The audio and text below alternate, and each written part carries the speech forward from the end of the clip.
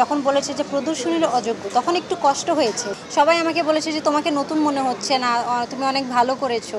আমার ড্রিম এটা না যে আমি এই হিরোটার সাথে কাজ করব, এই হিরোটাকে দেখব বা এই হিরোটা আমার সিনেমায় থাকবে, ওই স্বপ্নটা নিয়ে আমি আসিনি। চ্যানেল চেঞ্জ করব, তখন ওনার ছবি সামনে আসলে আমি চেঞ্জ করি না। মানে এত ভালো লাগা ওনার প্রতি। ওনার গান এখনও দেখলে মনে হয় যে উনি এত স্মার্ট ছিল তখন, বা এত হ্যান্ডসাম ছিল। একটা আর্টিস্ট 3টা সিনেমা করলে কয় লাখ টাকা পাবে? 10 লাখ পেলেও 30 লাখ টাকা। তো 30 লাখ টাকা দিয়ে তো একটা আর্টিস্ট নিজের লাইফকে সেটেল করতে পারবে না। ইয়ে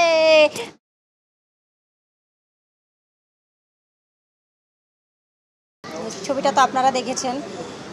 যখন বলেছে যে প্রদর্শনীর অযোগ্য, তখন একটু কষ্ট হয়েছে। যে আমি জানি আমি অ্যাক্টিং করেছি বা আমার স্ক্রিপ্টে যেরকম ছিল, আমার পরিচালক যেভাবে বলেছে আমি সেভাবে করেছি। আমার নিজের কোনো এরকম কোনো কিছু ছিল না যেটা মানে সেন্সর বোর্ডে আপত্তিকর। অন্য কিছু ডায়লগসের জন্য প্রবলেমটা ছিল। তো দিন শেষে মানে এত 2-3 বছর পর ঘুরে ফিরে এটা সেন্সর হয়ে আবার রিলিজ হয়েছে। যে পেছনে যে কষ্টটা ছিল যে আমি এত ভালো একটা ছবি করেছি বড় বাজেটের, এটা আমি মানুষকে দেখাতে পারছি না, এই জায়গাটা এখন ভুলে গিয়েছি। মানে সবার সাথে সিনেমা দেখতে এসে ওই কষ্টটা দূর হয়ে গেছে। এখন যতটুকু দেখেছি আমার পাশে যারা বসেছিল তারা বলছে যে তোমাকে খুব কিউট লাগছে। সেকেন্ড হচ্ছে যে আমি তারেক আনাম স্যারের সাথে যে অ্যাক্টিং করেছি, এখানে মনে হয়নি যে আমি একটা নতুন মেয়ে। আর বাকিটা তো এখন জাস্ট আধা ঘন্টা গেল, তো পুরোটা দেখে বলতে পারবো। বাট আমার টিমে যারা দেখেছে বা আপনারা অ্যাপে যারা দেখেছে, সবাই আমাকে বলেছে যে তোমাকে নতুন মনে হচ্ছে না, তুমি অনেক ভালো করেছো। আপনি বলতে পারেন যে আমি লাকি, আমার কোনো চ্যালেঞ্জ নিতে হয়নি। কারণ আমার টিম অনেক স্ট্রং ছিল বা সবাই অনেক সাপোর্ট করেছে। আমার প্রথম সিনেমাই ছিল বিগ বাজেটের, যেটা হচ্ছে আমরা হায়দ্রাবাদে শুটিং করেছি, দেশের বাইরে গান করেছি, বোম্বে থেকে আমাদের সিনেমার কালার হয়েছে বা গান হয়েছে। তো সব কিছু মিলে বলবো যে আমি লাকি যে আমার শুরুটা ভালো কিছু দিয়ে হয়েছে।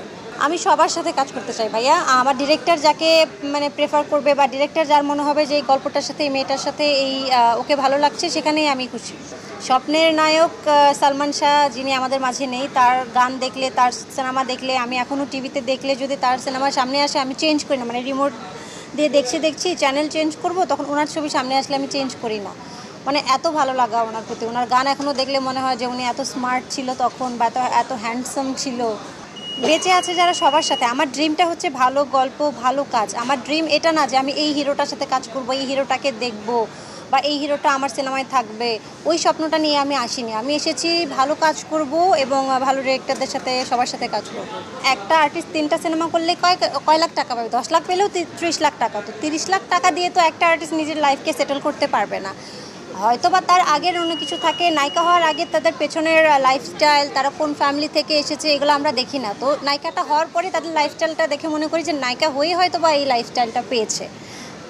অনেকেরই ফ্যামিলি ভালো, বলতে পারেন ফ্যামিলি সাপোর্ট করে, ওইটা আমাদের চোখে আসে না। নর্মাল একটা মেয়ের কোনো কিছু তো চোখে আসে না। যখন সে সবার হয়ে যায় বা একটা আর্টিস্ট হয়ে যায়, তখন এই ব্যাপারগুলো চোখে আসে, মানুষের চোখে পড়ে।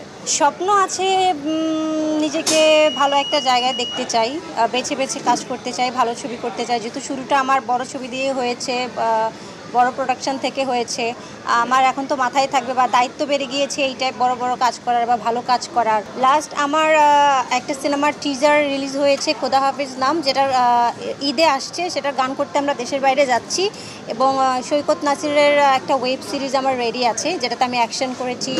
একজন কি বলে এটাকে, পলিটিক্স করে এরকম একটা ক্যারেক্টার, যে মারদাঙ্গা, তার হাত বেশি চলে, এরকম একটা ক্যারেক্টার করেছি। তো এটাও খুব তাড়াতাড়ি আসছে।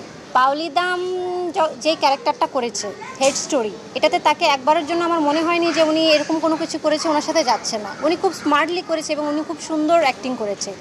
তো আমি বলবো যে উনি মনে করেছে, উনি কনফিডেন্স ছিল উনি এটা করতে পারবে, সেখান থেকে করেছে। এখন একটা সিনেমাতে যদি নিজেকে ফিট মনে করেছে করেছে। আমার যদি এরকম কোনো স্টোরি আসে যেটা আমার মনে হয় যে এটা আমি করলে দর্শকের মনে দাগ কাটবে, ডেফিনেটলি আমি করব। বা বুলবুল ভাই আমাকে হারাতে পারেনি।